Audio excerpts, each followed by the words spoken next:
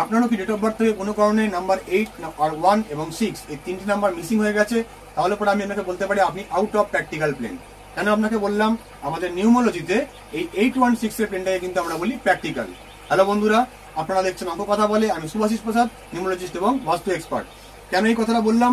Practical plane অর্থাৎ আমাদের নিউমোলজিতে এই লাইনটাকে প্র্যাকটিক্যাল বলা হয়েছে। এর মানে এই ব্যক্তি যে কোনো বিষয়ের জন্য যে তার ডেপথে পর্যন্ত যাওয়ার চেষ্টা করে, সেই গুণটা তার জীবন থেকে কোনো না কোনো কারণে মিসিং হয়ে যাওয়া। এটার বদগুণ কি হতে পারে? যদি কোনো ব্যবসায় ইনভেস্টমেন্ট করতে চান, কোনো গুরুত্বপূর্ণ বিষয়ে আপনি আলোচনা করতে চান, সেটা নিয়ে যে আরো সেটাকে খুঁটিয়ে দেখা, সেটাকে খুঁটিয়ে তার বিষয়ে আরো জ্ঞান অর্জন করা, সেটা কিন্তু কোনো না কোনো কারণে এটা আপনার জীবন থেকে মিসিং হয়ে যায়। চিন্তা নেই, আমি রয়েছি আপনাদের পাশে।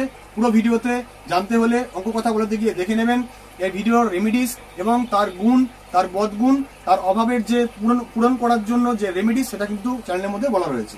ভিডিওটি ভালো লাগলে লাইক, কমেন্ট, শেয়ার করতে ভুলবেন না। আমাদের ইউটিউব চ্যানেল অঙ্ক কথা বলে গিয়ে সাবস্ক্রাইব করে পাশে থাকবেন, সাথে থাকবেন।